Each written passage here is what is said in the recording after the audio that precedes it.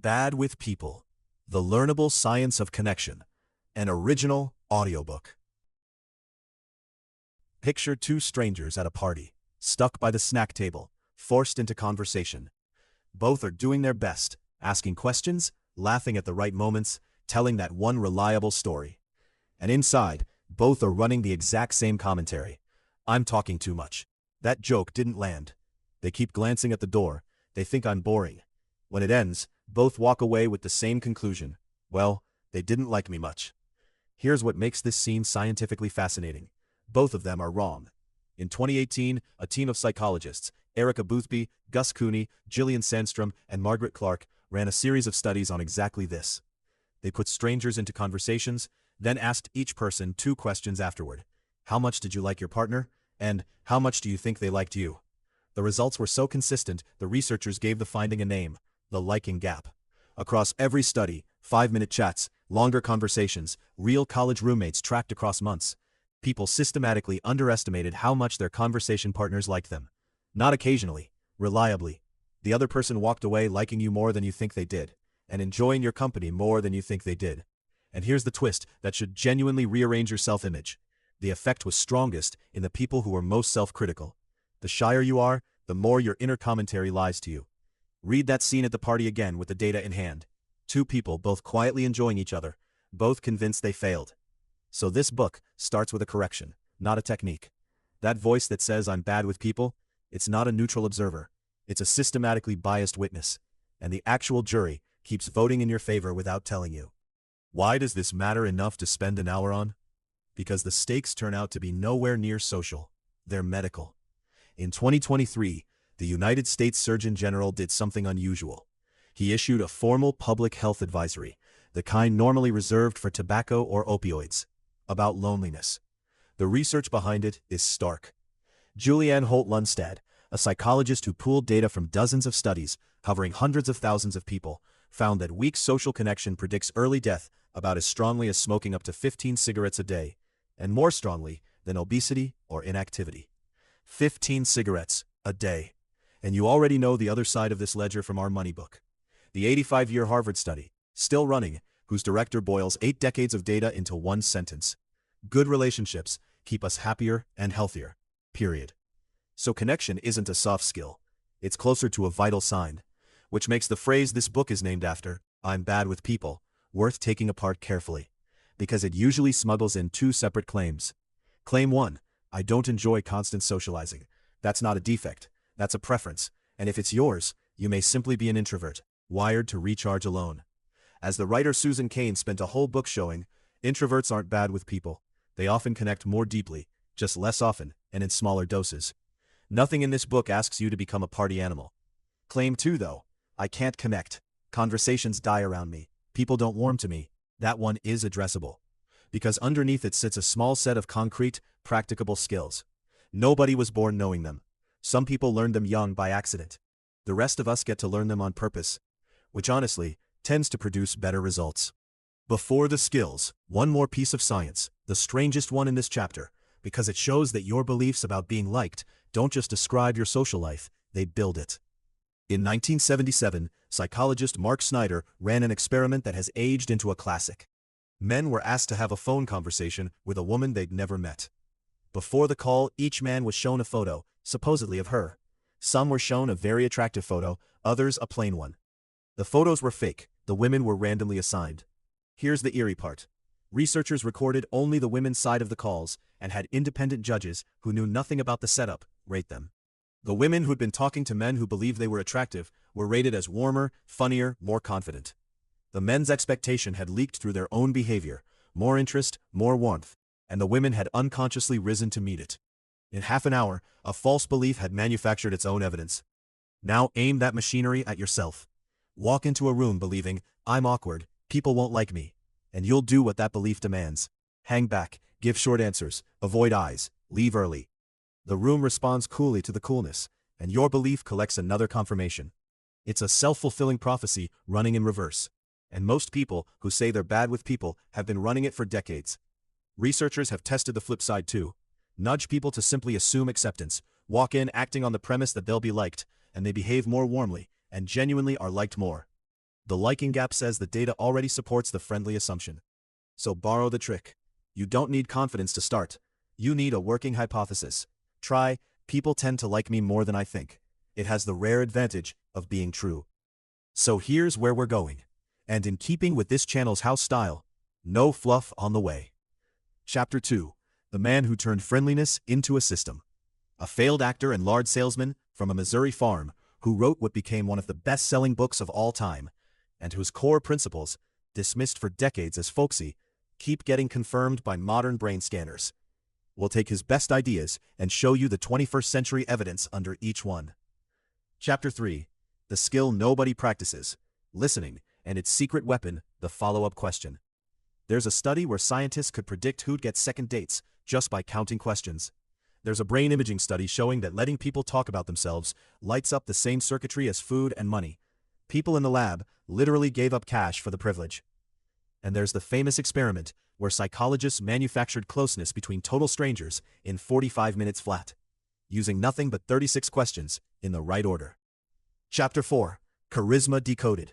What that mysterious it factor actually breaks down into, why warmth beats competence in first impressions, and the delightful research showing that spilling coffee on yourself can make people like you more. And Chapter 5. From Contact to Connection. Because meeting people was never the hard part. The hard part is the follow-through, and science has precise, slightly embarrassing numbers on what friendship actually costs in hours and texts. One orientation before we start. None of what follows is manipulation. Every technique in this book fails, visibly, awkwardly, when it's faked. They're not tricks for extracting liking from people. They're the mechanics of paying attention to people who, remember, already like you more than you think. In 1912, a 23-year-old failed actor was living in New York, nearly broke, sharing a room with cockroaches he'd nicknamed. His resume to that point: farm boy from Missouri, star of his college debate team, then a salesman hauling bacon and lard across South Dakota, good at it and miserable.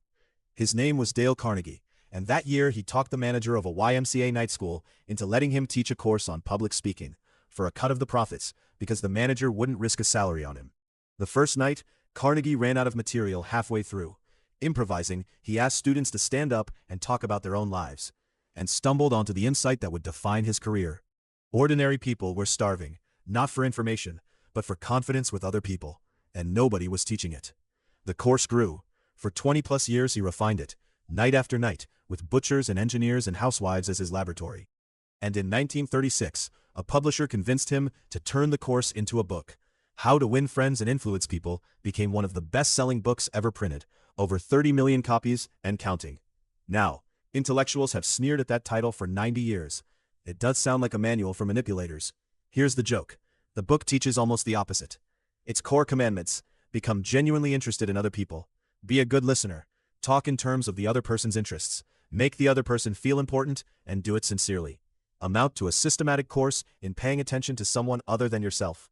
Carnegie's summary line gives the whole game away.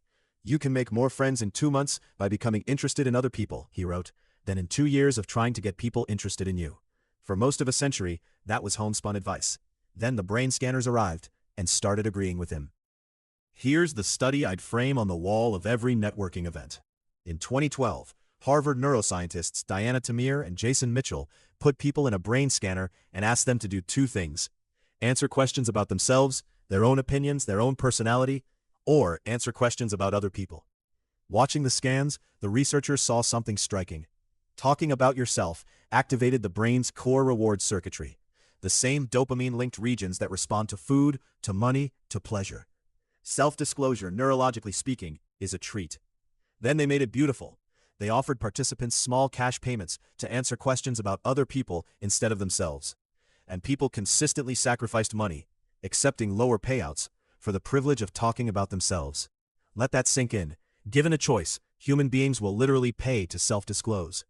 And studies of ordinary conversation find we spend somewhere around 1/3 to nearly half of our talking time doing exactly that. Now connect this to Carnegie's first commandment and watch it stop being folksy. When you ask someone about themselves and actually attend to the answer, you are not performing a social nicety. You are handing them one of the most reliable pleasures their nervous system knows, for free, and in an economy where almost nobody else does. That's why the interested person is remembered so warmly, while the interesting person is merely tolerated. One of them gave a gift, the other charged admission. And it dissolves the classic bad with people panic. What do I say? Wrong question. The skill was never saying, it's extracting. The person in front of you is carrying an inexhaustible topic they're neurologically thrilled to discuss. Your job is to open the tap and stay genuinely curious, which, notice, is a job an introvert can do brilliantly. Carnegie's next commandment gets misread more than any other, so let's handle it with care. Give honest and sincere appreciation, and he underlined those two words himself, because the counterfeit version, flattery, was exactly what he was warning against. The difference is precision. Flattery is generic and inflated. You're amazing, this is incredible. And people's counterfeit detectors, as we'll see in Chapter 4, flag it instantly. Sincere appreciation is specific and true. The way you handled that angry customer without raising your voice, I've been thinking about it all afternoon. Specific praise proves you were actually watching. Generic praise proves you wanted something.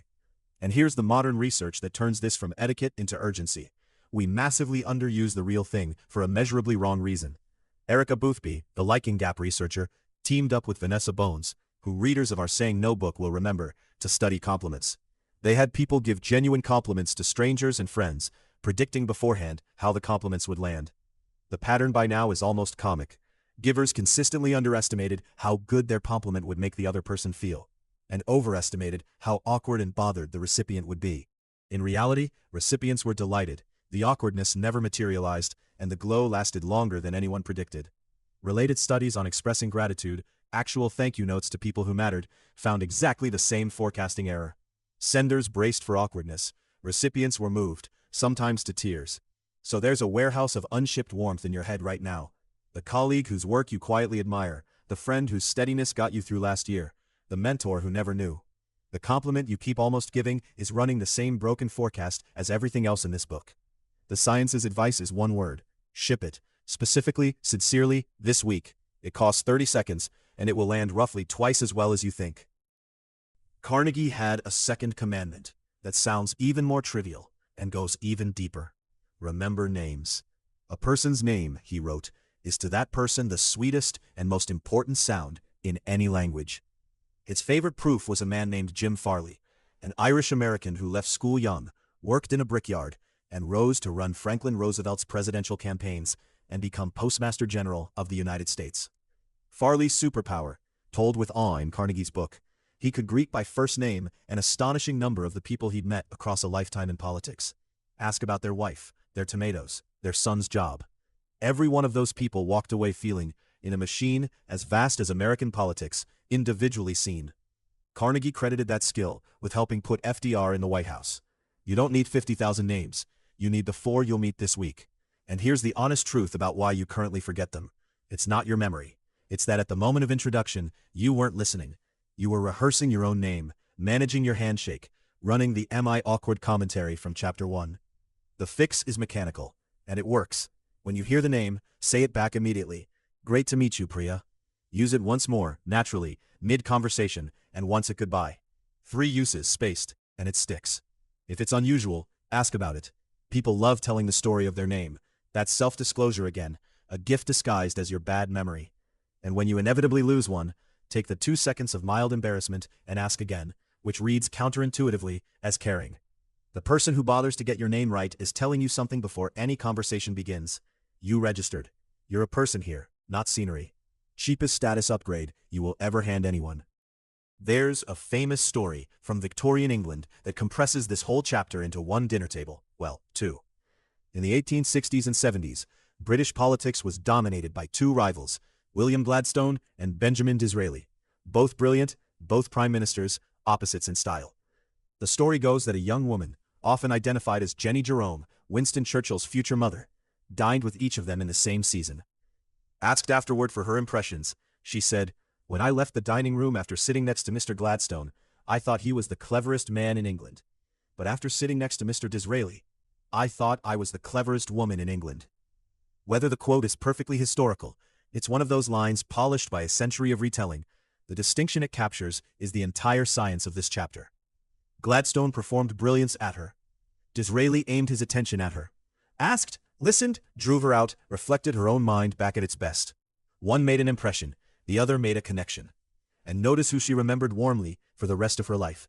This is the pivot everything in this book turns on, so let me say it plainly. Connection is not a performance you deliver. It's an experience you host.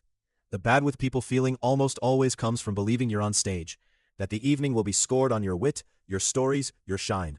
You were never on stage. You're the host. And a host's questions, asked with real curiosity, outperform a performer's best material every single time. Which raises the practical question. What does skilled asking and listening actually look like, move by move? That's chapter 3, and it opens with scientists counting questions at a speed dating event. Speed dating is a strange gift to science. Dozens of first impressions, formed under identical conditions, with a built-in scoreboard. Who wants to see whom again? In 2017, Harvard researchers led by Karen Huang analyzed hundreds of these 4-minute dates. Transcription every word. Then they counted questions. The finding: people who asked more questions, specifically more follow-up questions, got significantly more second dates. Not better-looking people, not funnier people, better askers. The team ran companion studies with getting acquainted conversations and found the same thing everywhere. Question askers were consistently better liked, while the askers themselves had no idea. People don't realize how attractive curiosity is. But zoom in on the detail that matters most. It wasn't just any questions. Interview-style question lists. What do you do? Where are you from? Do you have siblings? Fired in sequence? Did little. What moved the needle was the follow-up, the question that grows out of the answer you just heard. She says she just got back from Portugal. The interview asker says, do you have any pets? The follow-up asker says, what was the best meal you had there? Feel the difference from her side. The second question is proof of listening. It says your last sentence registered, was interesting, and steered where we go next. That's why follow-ups outperform everything. They're not really questions, they're receipts. Every follow-up hands the other person a receipt that says, I am actually here, processing you in real time, which in a world of glazed eyes and half-checked phones, lands like a spotlight of care. And notice the liberation hiding in the data. You never need to prepare material again. The next question is always sitting inside their last answer. Conversation stops being a test of what you brought, and becomes a treasure hunt through what they brought. Now, for the fear that keeps most bad with people silent in the first place. The belief that strangers don't want to be talked to. Nicholas Epley, a behavioral scientist at the University of Chicago, decided to test it on the least promising terrain in America, the commuter train. Chicago commuters, headphones in, faces set, were paid to do one of 3 things on their morning ride: talk to a stranger, sit in silence, or do whatever they normally did. First, everyone predicted how it would go, and predictions were grim. Talking would be awkward, unwelcome, the worst commute of the 3. The results flipped the script completely. The people who talked to a stranger reported the most pleasant commute, and this held for introverts as well as extroverts. The follow-up finding was even better. The talk-to strangers enjoyed it too. Conversations almost never got rebuffed. Epley's conclusion: we live under a shared illusion. Everyone wants connection. Everyone assumes nobody else does. So a train car full of people who'd enjoy talking rides in silence, each protecting everyone else's imaginary preference.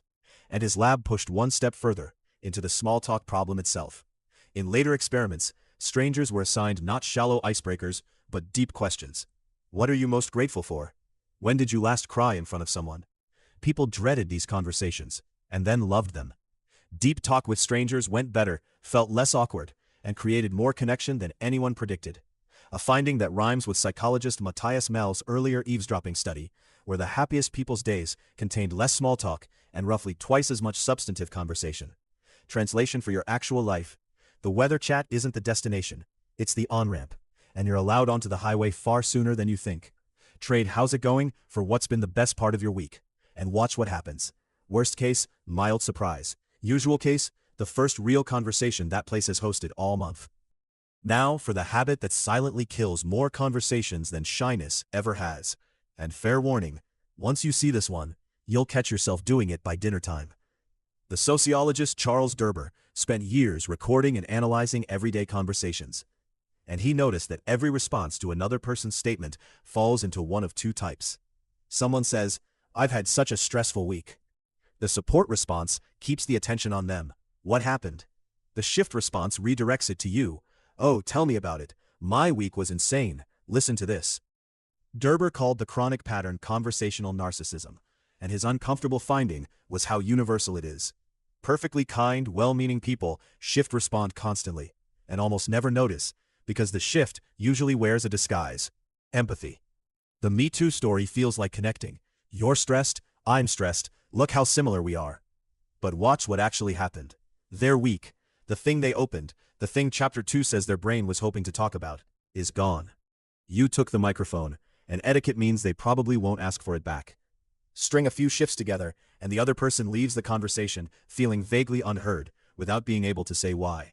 While you leave feeling like you related well. Here's the honest nuance. Shift responses aren't evil, and mutual story swapping is half the joy of friendship. Shared experience, offered briefly and then returned. That happened to me too. It was brutal. So what did you do? Builds bonds. The poison is the ratio, and the never-returning microphone. So run tonight's experiment on yourself. For one conversation, just notice, support or shift, each time you respond. Most people are startled by their score. Then rebalance gently, 2 supports for every shift. And always return the mic after a Me Too. It's the single highest leverage edit most people can make to how they talk. Which brings us to the most famous manufactured intimacy in the history of psychology. In the 1990s, Arthur Aaron, a researcher who studies closeness, designed a laboratory procedure to create it from scratch. 2 strangers sit facing each other and work through 36 questions in 3 sets, 45 minutes total. The genius is in the architecture. The questions escalate. Set 1 is warm but safe. Given anyone in the world, who would you want as a dinner guest? Set 2 turns personal. What's your most treasured memory? Set 3 goes straight in. When did you last cry? What, if anything, is too serious to joke about? Each answer is met with the other person's answer to the same question, so vulnerability is never one-sided.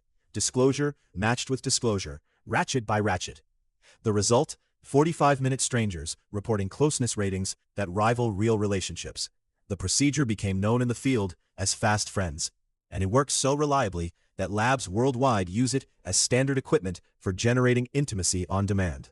It escaped the lab in 2015, when writer Mandy Len Catron tried the questions on a date and described the evening in a New York Times essay. To fall in love with anyone, do this. Which went viral partly because yes, she married him. I mean, they fell in love. Now, you're not going to hand colleagues a questionnaire. The point is the principle the questions encode. Closeness is built from escalating, reciprocal self-disclosure, one notch at a time, matched on both sides. Someone shares something slightly real, the other matches it. Trust compounds. Most acquaintanceships stay shallow, not from lack of affection, but because nobody ever risks the first notch. Be the one who does. One honest sentence past the script, and then crucially, hand the microphone back. That's the whole ratchet.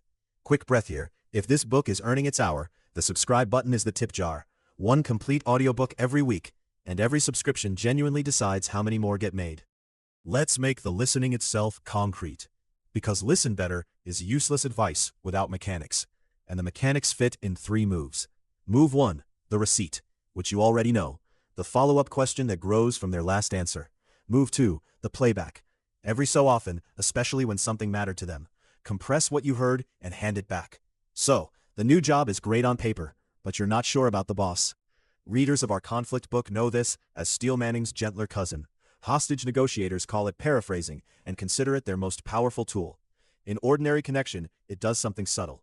It proves comprehension, not just attention. And being understood, research keeps finding, is the feeling people actually crave underneath being heard. The magic phrase that follows a good playback, "Did I get that right?" hands them the editor's pen, and people love holding the pen. Move 3, hold the silence. When someone pauses mid-story, the bad with people reflex is to leap in and relieve the tension, usually with our own matching anecdotes. Wait 2 seconds instead.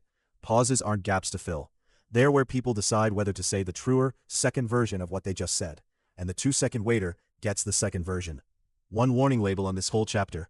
There's a counterfeit form of all this.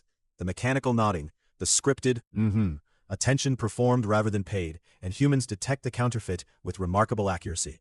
The moves only work as expressions of actual curiosity. Fortunately, curiosity is startlingly easy to generate.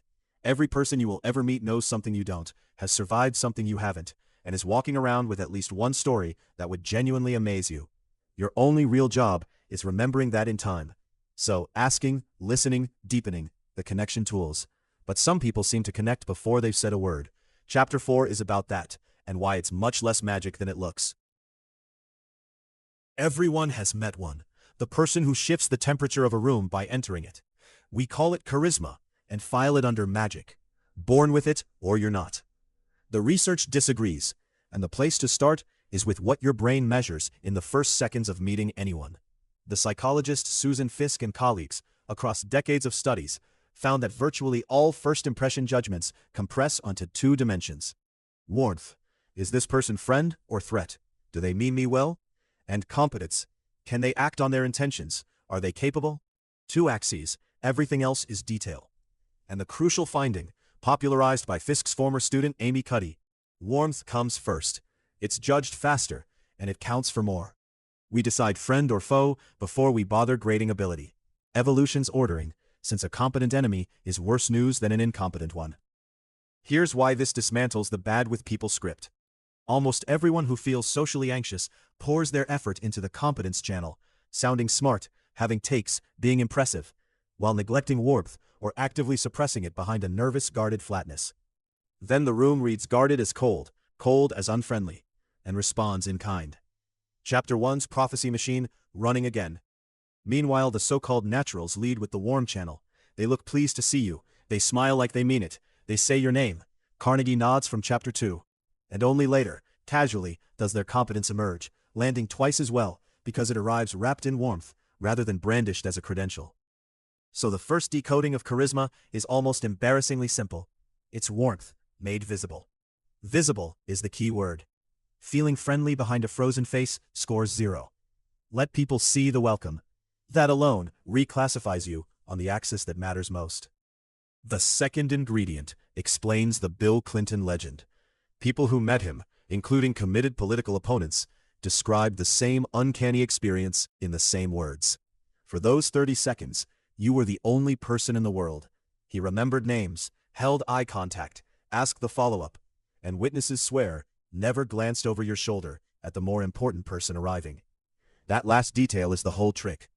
The ingredient is presence, attention fully landed, and its power has quietly exploded in our era for a simple reason: scarcity. In a room where every third sentence is interrupted by a glance at a phone, undivided attention has become the rarest social commodity on Earth. Researchers have measured the corrosion, the mere visible presence of a phone on the table, silent, untouched, face down, measurably lowers the reported quality and closeness of a conversation between strangers. The phone doesn't need to buzz, its existence whispers you have arrival, and both people feel the conversation stay shallow. Which means presence today is mostly subtraction, and completely learnable. Phone actually away, not face down on the table away, eyes that stay anchored, not a stare, just returning home to their face rather than patrolling the room. And the 2-second pause from Chapter 3, which signals better than any words that your mind isn't cueing its next line, it's still with theirs. Do only this, warmth visible, attention landed, and you'll be experienced as more charismatic than the wittiest phone checker in the building. Charisma, it turns out, is less about wattage than aim. A 100-watt bulb lights a room forgettably. Point 40 watts at one person like a spotlight, and they'll remember the conversation for a year. The third ingredient of charisma is one you've felt 100 times without naming. Some people are weather. They walk in carrying a climate: ease, gloom, spark, tension, and within minutes, the whole room's forecast has changed to match. This isn't mysticism. It's one of the best documented phenomena in social psychology. The researcher Elaine Hadfield and colleagues called it emotional contagion. Humans automatically and unconsciously mimic the expressions, postures, and voice tones of people around them, and through that mimicry, actually catch each other's feelings, the way you catch a yawn. It happens in milliseconds, below awareness, and it flows constantly in every interaction. Your nervous system is broadcasting, whether or not you've thought about the programming. Studies find moods rippling through work teams from a single member, one person's anxiety measurably raising stress hormones in others, and the hopeful direction, one person's calm settling a tense room without a word being spoken. For our purposes, 2 implications. First, it explains the last piece of the it factor. Charismatic people aren't just warm and present, they're contagiously something. Enthusiasm especially is almost impossible to quarantine. The person genuinely delighted by their subject, or genuinely pleased to see you, infects everyone in range, which is why Carnegie's advice to greet people with animation sounds corny and works completely. Second, and here's where it gets practical for the nervous, contagion runs both ways through your own body. Because listeners mirror your state, the 90 seconds before you walk in matter more than any line you could rehearse. Slow your breathing, the exhale trick from our energy book. Drop your shoulders, and call up something you're actually glad about. You're not faking a mood, you're choosing which of your real moods to broadcast. Everyone's transmitting all the time. The skill is just checking what station you're on before you walk through the door. Now for the chapter's best news. Delivered via spilled coffee. 1966, psychologist Elliot Aronson. Participants listened to recordings of a quiz show contestant. Half heard a brilliant contestant, 92% correct, honor student, athlete. Half heard a mediocre one. Then, for some listeners in each group, the tape caught an accident, a clatter, and the contestant groaning that he'd spilled coffee all over his new suit. The rating twist. For the mediocre contestant, the spill made listeners like him less. But the brilliant contestant with coffee on his suit was liked more. More than the identical brilliance without the spill. Psychology calls it the pratfall effect. Competence plus a visible flaw beats flawless competence. Because flawless is unrelatable. Polish creates distance, and the blunder builds the bridge. Half a century later, researcher Anna Bruck added the finding that completes it, with a name almost too good, the beautiful mess effect. Across studies, when people imagined showing vulnerability, admitting a mistake, confessing romantic feelings, asking for help, they rated it as weakness in themselves, but as courage and authenticity when others did it. We judge our own openness by the wobbly feeling inside, and everyone else's by how brave it looks from outside. The asymmetry means you systematically overprice your own vulnerability and underprice how well it lands. Practical translation: the polished, guarded, no-cracks version of you that social anxiety insists on presenting is precisely the least connectable version. The moment you say honestly, "I'm terrible at these events," half the room exhales, because so are they. Self-deprecation from a place of basic okayness, not fishing, not collapsing, just honest, is one of the fastest warmth signals in existence. Cracks are how the light gets let in. People don't bond with your highlight reel. They bond with the blooper that escaped. Time to handle the objection this chapter has been accumulating. Isn't all this manipulation? Techniques for being liked? Warmth on purpose? Attention as strategy? Calculated vulnerability? Doesn't that make it fake? The question deserves a straight answer, and the straight answer is a distinction. Manipulation is deploying these behaviors to extract something against the other person's interest. The salesman's warmth that evaporates the second you sign, the mirroring that's really steering, and here's the practical comfort: it fails. Humans are exquisitely tuned counterfeit detectors.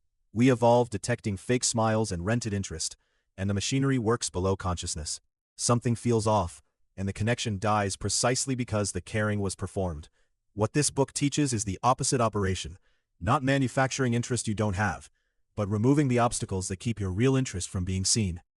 Think about what the skills actually were: asking follow-ups, being curious out loud, remembering names, letting people register, playback, checking you understood, presence, not abandoning someone for a screen, visible warmth, letting the welcome reach your face, vulnerability, telling the truth about being human. There is no dark art on that list.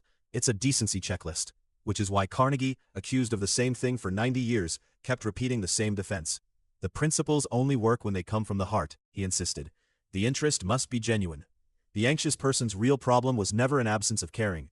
It's that fear was intercepting the caring before it could land.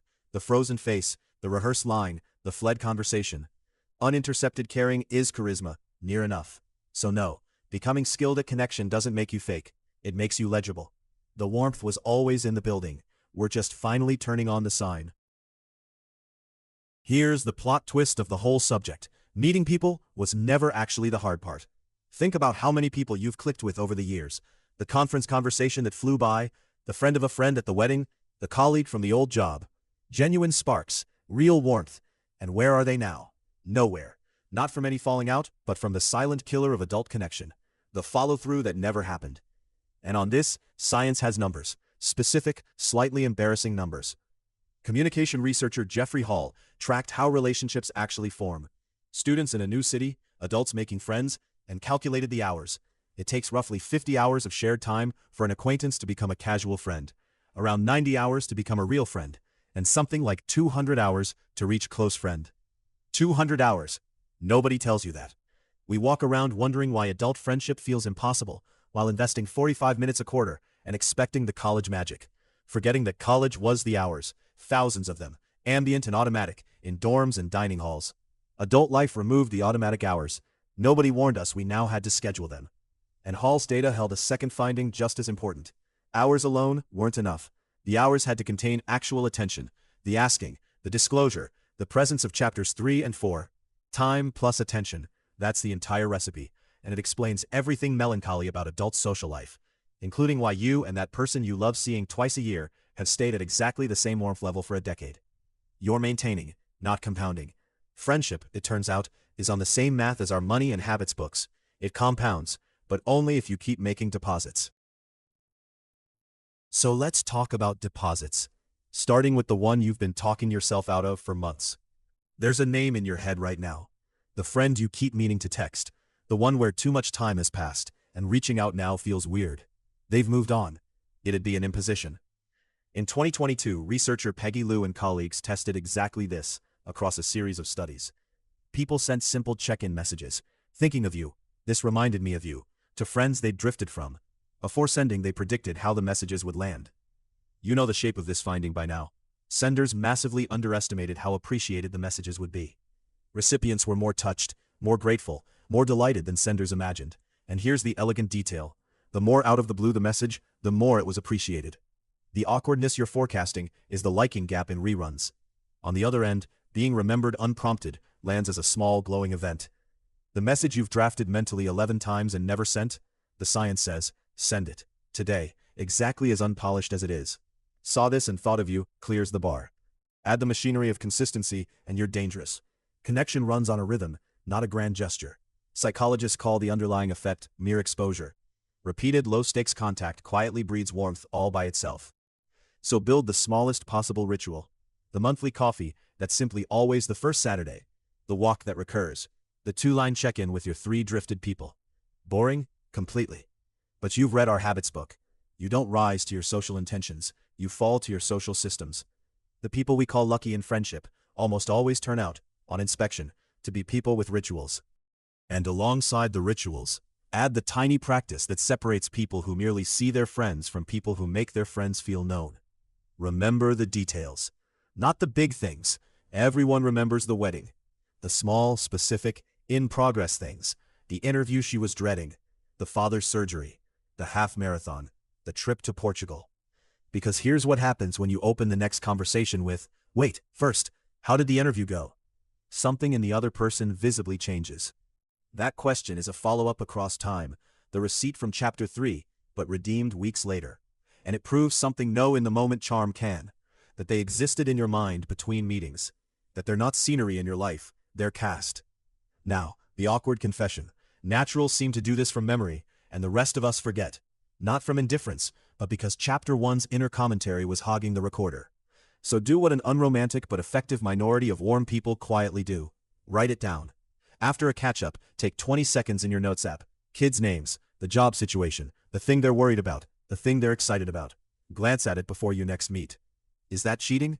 Consider, we find it completely normal to set reminders for meetings, bills, and dentist appointments. Everything, in other words, except the people we claim matter most. Writing down your friend's father's surgery date isn't fake caring. It's caring, defended against your own busy brain. A system, because you've read our habits book, and you know intentions lose to systems. The naturals were never magic. They just had better storage. Borrow some. The look on someone's face when you remember the thing they mentioned once 6 weeks ago. That alone repays every note you'll ever take. 2 final tools, and both are gloriously counterintuitive. First, stop hoarding your incompetence. The bad with people instinct says, never impose, handle everything yourself, ask nothing, be no trouble. It feels considerate. Relationally, it's a slow poison. Because asking for help is one of the strongest connection moves in the catalog. Readers of our conflict book remember Ben Franklin turning a hostile rival into a lifelong friend by borrowing a book. The mechanics bear repeating in this context. Helping someone makes the helper feel invested, trusted, useful. It deposits warmth in them, not just you. Asking for advice runs the same circuit with a bonus. It's an honest compliment. I value your judgment, wrapped in self-disclosure. The always fine, never needs anything person isn't experienced as considerate. they're experienced as sealed. Cracked doors are how people get in. Second tool, respect the small stuff, the weak ties. Sociologist Mark Granovetter showed decades ago that acquaintances, weak ties, are disproportionately how jobs, ideas, and opportunities actually travel, precisely because they bridge different worlds. But the finding I love is smaller. Gillian Sandstrom, from the Liking Gap team, had people track their daily micro-interactions. The barista, the neighbor, the security guard, the regular dog walker. More weak tie interactions predicted more happiness and belonging, day by day, measurably. The nod to the barista is not nothing. It's the connective tissue of a life that feels located. Which reframes the whole project one last time. Being good with people was never really about performing at parties. It's the texture of the ordinary Tuesday. The name remembered, the follow-up asked, the check-in sent, the barista greeted. Connection isn't an event. It's a practice, done small, done often, done sincerely. One piece of honesty before the finish line. Because a book like this can accidentally load all the responsibility onto you. And that's not the whole truth. Sometimes, it's not you. Connection is a two-player game, and some of the people in your life aren't playing. You know the pattern. You send the check-ins, they never initiate. You ask the follow-ups, they've never once asked about your week. You could vanish from the conversation, and it would carry on smoothly without you. Everything this book teaches assumes a counterpart who, given warmth, returns some, and most people do. The Liking Gap has been telling you that for 5 chapters. But when someone reliably doesn't, when a relationship runs one-directional for years, the skilled move isn't more technique.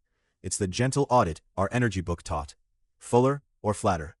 A friendship where you're permanently the host and never the guest isn't a friendship yet. It's an audience membership. And here the Boundaries book completes the thought. Stepping back from a one-way connection isn't giving up on people. It's redirecting finite hours, your 50 and 90 and 200, toward the connections that actually breathe back.